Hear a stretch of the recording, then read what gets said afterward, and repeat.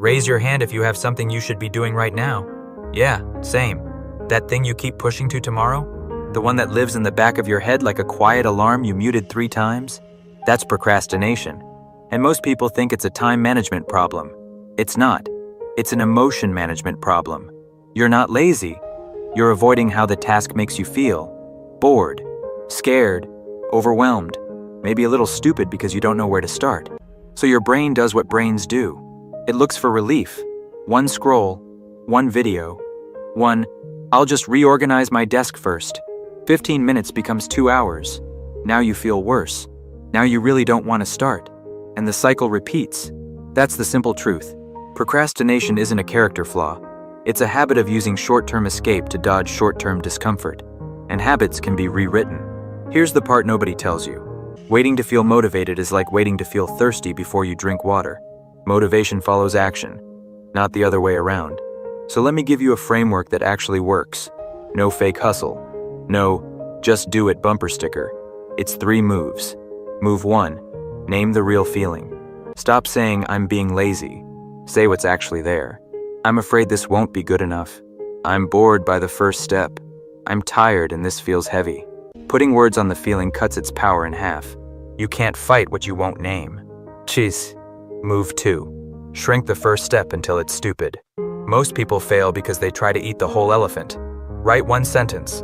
Open 1 tab. Put on your shoes. That's it. Your only job is a step so small your resistance doesn't bother showing up. 1 push-up. 1 email subject line. 1 minute of reading. When the step is that small, starting feels almost embarrassing. That's the sweet spot. Move 3. Use the 5-minute rule. Tell yourself you'll do the thing for 5 minutes. Set a timer. After 5 minutes, you can stop. No guilt. No, you should keep going. Here's what actually happens. 90% of the time, 5 minutes breaks the seal. You get a tiny win. Your brain releases a little dopamine. And suddenly, doing another 5 minutes doesn't feel like a negotiation. It feels like momentum. That's the whole system.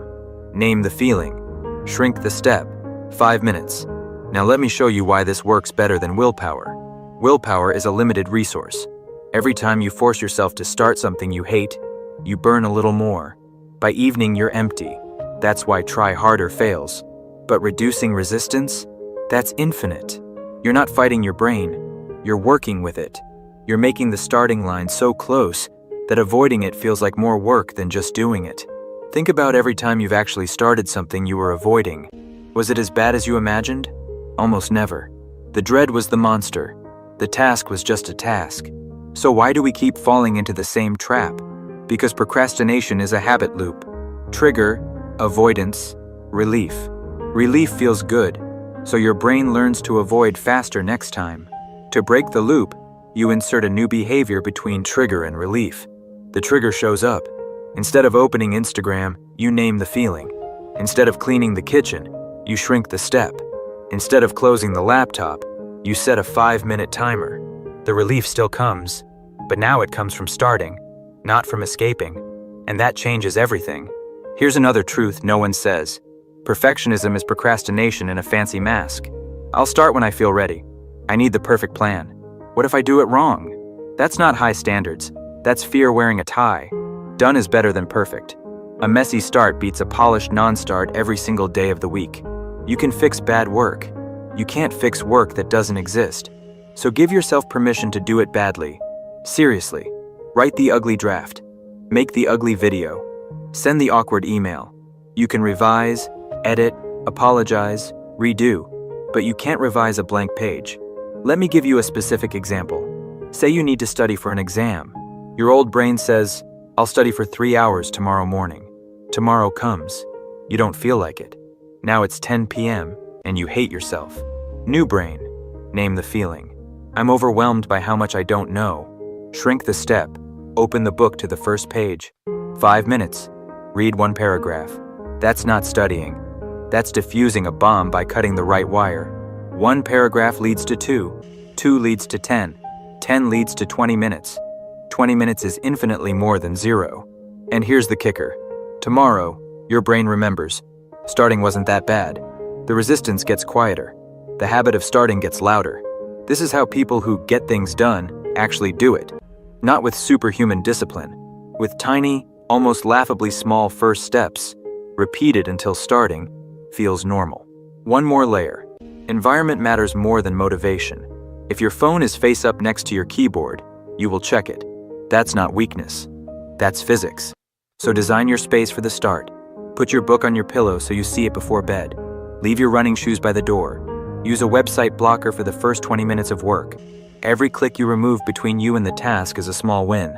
Every distraction you hide is a vote for future you. Now let's talk about what happens when you still don't start. Because you will. Some days the resistance wins. That's fine. The goal isn't never procrastinating. The goal is catching yourself faster. 1 hour instead of 3, 10 minutes instead of an hour, eventually 5 seconds instead of 5 days. When you catch yourself, don't add shame. Shame is rocket fuel for more avoidance. Just say, oh, there's the loop.